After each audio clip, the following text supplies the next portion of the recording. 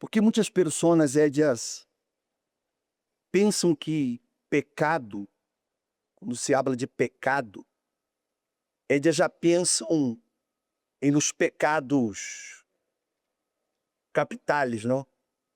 Adultério,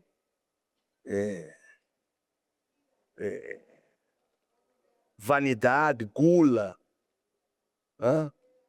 Ou seja, a pessoa já vai pensando nesses pecados. Mas delante de Deus não existe tamanho. Não existe tamanho de pecado. A pessoa que comete um assassinato e uma pessoa que mente está na mesma balança. Não existe essa diferença, não, mas o pecado dele é mais grave porque ele matou. Não, para Deus, pecado é transgressão da lei de Deus. Então, pecado não tem tamanho. Deus não vê e não rusga o pecado como o ser humano, que tem suas métricas. O ser humano tem métricas. Ele mide de acordo com seu próprio juízo. Porque o que para um pode ser muito grave, para outro pode não ser tanto. Porque cada quem tem sua própria métrica. Mas Deus não. Para Deus, pecado é pecado indistintamente do nome que tenha. E todo pecado se resume em uma palavra: desobediência. Desobediência. E todos aqueles que desobedecerem à palavra de Deus vão pagar as consequências. E nisso não existe diferença de pastor, ou bispo, obreiro, membro da igreja, não. O pecado, ele tem um preço. E o preço é único. Qual é? É a morte. A paga do pecado é a morte. Se a morte significa separação de Deus. É isso que é o pecado, separação de Deus.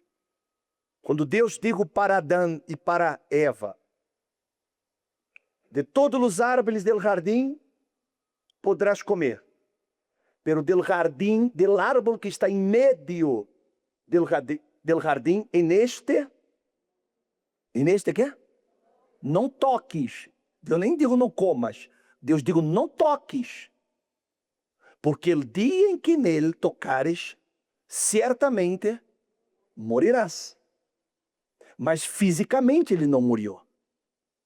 A morte foi espiritual, porque produjo la separação. Então, se essa é a consequência do pecado, então todo aquele que peca, ele paga esse preço, a separação de Deus. E a separação de Deus traz dolor. Separação de Deus traz dolor. A pessoa vai a sentir o dolor desta separação. Por isso que não vale a pena pecar. Por isso que não vale a pena. Porque o pecado produz isso. Ele distancia a pessoa de seu Criador. E com isso vem o dolor. Com isso vem o sofrimento da pessoa. Não é que Deus castigue a pessoa. É que ela está cosechando o que ela sembrou. Então, esse pecado para Deus não tem tamanho. Pecado é representado em uma palavra: desobediência. Se eu desobedecer a Deus, eu estou pecando. Amém? Veja esse caso aqui. E chamou Isaac a Jacob e lo bendijo. E lhe ordenou, dizendo: não tomarás mulher de entre as ilhas de Canaã. Levanta-te, vê a Padã Arã, a casa de Betuel, padre de tu madre, e toma de allí mulher de entre las hijas de Labán, hermano de tu madre, e o Deus Todo-Poderoso te bendiga, te haga fecundo, te multiplique, para que llegues a ser multitud de pueblos, e te dê la bendição de Abraão a ti e a tu descendência. Hã? Hã? Para que tomes possessão de la tierra de tus peregrinações, la que Deus deu a Abraão. A ordem de Isaac a Jacob foi muito clara. Devia tomar por esposa uma sola mulher, que fuera de su parentela. Pero sabemos que Jacob terminou tomando 4 mulheres, huyendo assim de la ordem de su padre. Toda a história de Jacob, assim como de seus descendentes, foi afetada por essa desobediência. A lição é clara: não serve de nada ser bendecido e ter fé para grandes obras e hechos se não se obedece exatamente que a ordem de Deus. Então, Deus ele foi muito claro. Ele disse para Jacob, seu padre Isaac, ele foi muito claro. Ele não deixou margem para que ele interpretara a sua maneira. Ele não deu margem para isso. Você vê que uma das coisas que os abogados eles estudam é buscar dentro da lei márgenes, brechas, para que eles possam defender as suas causas, as seus clientes. Eles vão buscar aquelas partes que deixam lá. Pode que seja assim, pode que não seja. Ou seja, eles vão buscar isso. Essa é a tarefa de um advogado. Não é que ele esteja errado, não. Essa é a tarefa. Ele vai buscar, dentro da própria lei, essas brechas que de interpretações, que hagam com que o juiz diga realmente ele tem razão. Porque há essa brecha na lei. Mas a Bíblia não deixa essa brecha. A Bíblia não deixa esse modus interpretativo. Interpreto a minha maneira. Interpreto como a mim me plasca.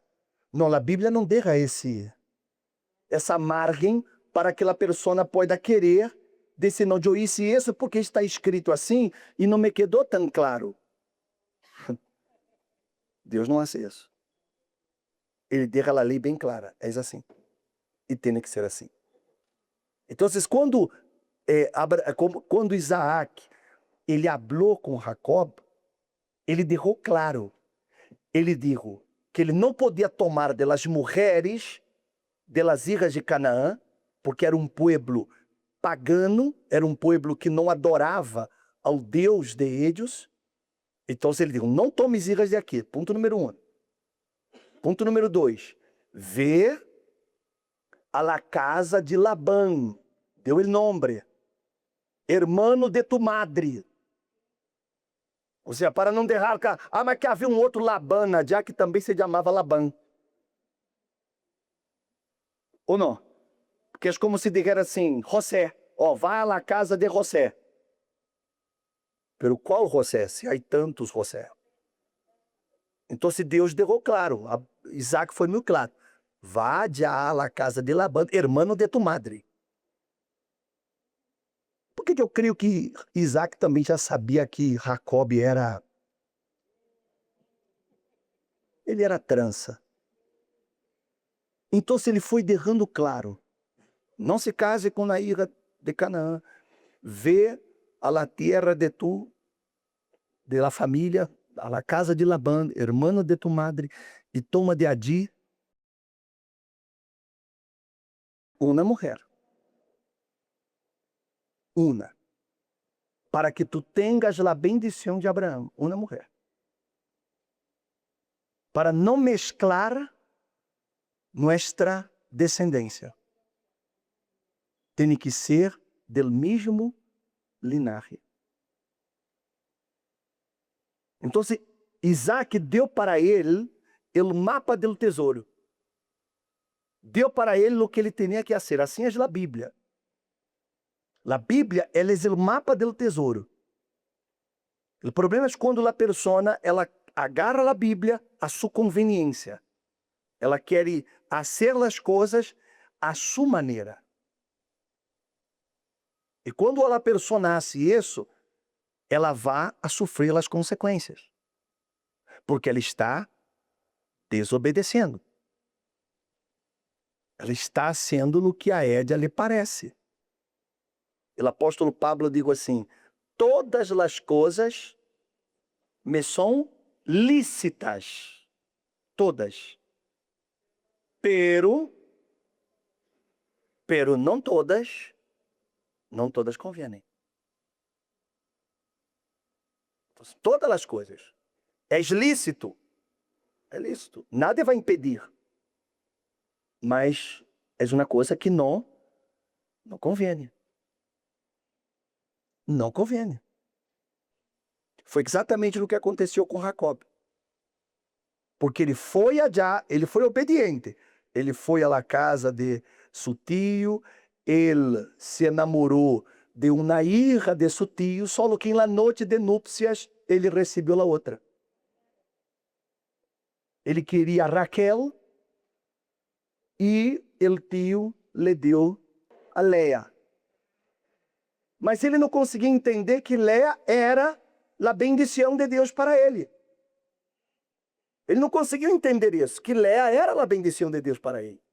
Que era do que Deus queria. Aunque aparentemente era um erro, mas não era. Era um plano de Deus. Porque Raquel era idólatra. Ela tinha seus ídolos. Mas ele, enamorado, ele quis insistir, crendo que, não, mas eu me enamorei desta, eu quero esta também. E de uma, quedou dois.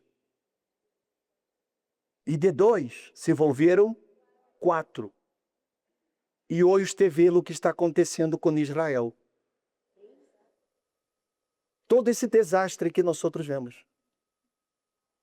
Todo esse desastre que vemos. Começou assim. Começou já com Abraão. Quando Abraão, ele desobedeceu a Deus. Quando ele desobedeceu a Deus. Porque Deus disse que o filho seria de Sara. Mas a própria Sara induziu Abraão e ele cedeu. Ele desobedeceu a Deus. E nasceram os ismaelitas. E não vou entrar em detalhes aqui sobre o assunto, para não criar controvérsia. Mas o preço que se paga por causa de uma desobediência é muito caro. Por isso que nós outros temos que aprender a obedecer, mesmo que isso seja contra nossa vontade. E será. Normalmente a vontade de Deus, ela vai contrariar a nossa. Mas nós outros temos que aprender a humildade. Por isso, bem-aventurados os humildes. Porque o humilde, ele se somete a Deus. Ele aceita a vontade de Deus como soberana. Aunque no momento ele não lhe guste, aunque no momento não seja agradável, mas ele entende que a vontade de Deus sempre será a melhor. E eu me someto a essa vontade. Amém, Red? Eu me someto a essa vontade. Porque quando você aprende essa obediência, então você será recompensado. Então pense nisso. E muitas vezes em los mínimos detalhes. A vezes a pessoa, ela não põe atenção nos detalhes.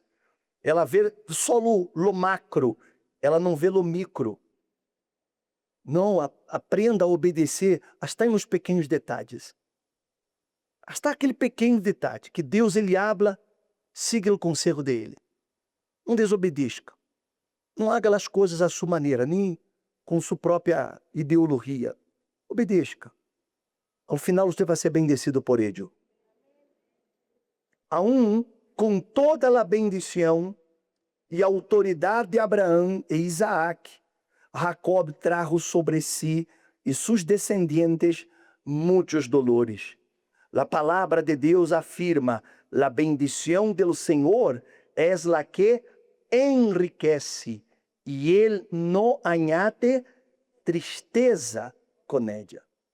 A bendição do Senhor não traz consigo dolor.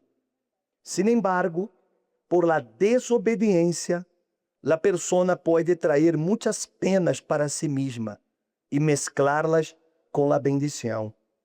O conselho de Isaac, que ele mesmo seguiu de seu padre Abraão, para que Jacob não se casara com uma mulher estrangeira, não era por motivos étnicos, sino espirituais.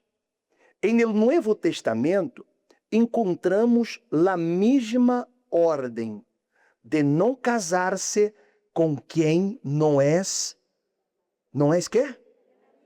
Abra aí, em 2 de Coríntios 6,14. Encontraram? Ele disse: não esteis unidos em jugo desigual com os incrédulos, pois que associação tiene la justicia e la iniquidade? O que comunhão la luz com que? Com as tinieblas. Então, se esse é um conselho, vocês que são solteiros, vocês têm a oportunidade de não cometer esse erro, de unir-se a uma pessoa que não é da mesma fé. Porque ela tem outras costumes, ela tem outras ideologias, e ela vai contaminar a pureza de sua fé. Não caiga nesse erro. Quando o Espírito Santo abre uma coisa, ágilo, aunque naquele momento você não vai entender, aunque naquele momento você não vai compreender, mas obedeça.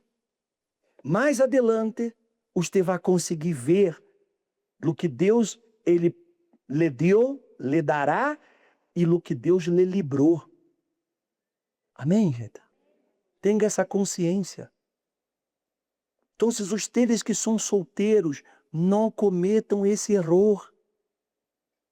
Se a pessoa não é convertida, não lo haga. Mas o bispo, ela já está na igreja. O muchacho é da igreja. La muchacha é da igreja. É, mas e o fruto? E o fruto? Prueba o fruto, vê se ella realmente é nascida. Se ella realmente é de Deus. Pese, tenha cuidado. Por isso que em el passado era o padre que buscava a esposa para o filho. Em el passado era assim. Era o padre que buscava o marido para a hija. Os mais antigos aqui sabem disso. Deus é padre. Então, para você que é solteiro, Ele tem preparado uma pessoa para você. Só obedeça. Obedeça o que Ele vai guiar e você não vai sofrer as consequências. Amém, gente? Quem tem o Espírito Santo já se convertiu em la própria bendição. Pero quando se casa com alguém que não tem o Espírito Santo, está trazendo sobre si dolor. E o Espírito Santo não impede que a pessoa lo haga, solo la orienta. Não os deixeis enganar. De Deus não se burla, pois todo o que o homem siembre, isso também segará. Amados hermanos míos, não os enganeis, toda buena dádiva e todo dom perfeito viene de lo alto, desciende del Padre de las luces. Com ele não há câmbio nem sombra de variação. Amém? Então, se Deus nos ensina a que nós não nos deixemos enganar, ou seja, não erreis. Não erreis. Em outras palavras, não errem. E isso em todos os sentidos, vida amorosa, também na vida econômica, não erre. Não se associe a uma pessoa que você vê que não tem bom caráter, não lo haga. Não erre para que você não sofra. Está claro, sim ou não? Não se engane. Aquelas propostas que aparecem para que você ganhe muito dinheiro, mas você não pode estar buscando de Deus. Ah, o bispo, mas eu vou ganhar mais dinheiro, vou poder ajudar a igreja, vou poder dar ofrendas. E de que serve que você dê ofrendas econômicas se sua vida não é a própria ofrenda? O que Deus quer é sua alma. Deus não quer seu dinheiro. Amém, gente? Ele quer a vida. Eu dou meus dízimos e dou minhas ofrendas por obediência, mas eu não posso deixar que nada me separe de Ele. Nada. Nem nadie. Se eu tenho uma amistade que eu vejo que essa pessoa está sempre falando tonterias, ela está sempre criticando, ela está sempre... Então, para que eu vou andar com esse tipo de gente? Não vou errar, não vou. Me vou alejar. Me vou alejar. Isso eu aprendi ao princípio da igreja. Eu era uma pessoa que eu não me relacionava com muitos, porque não tinha o mesmo pensamento que eu, de querer agradar a Deus. Então eu me cercava de poucos. E até hoje eu sou assim. Mas por uma questão de preservação. Porque aí sim vale o dito, melhor solo que mal acompanhado. Eu vou andar com uma pessoa que não tem a mesma fé que eu, uma pessoa murmuradora, uma pessoa que sempre está falando tonterias, uma pessoa que está sempre me incentivando a lo malo. Para que eu vou andar com esse tipo de gente? Me vai corromper, me vai contaminar. Por isso que Deus não permitia matrimônios com outros pueblos.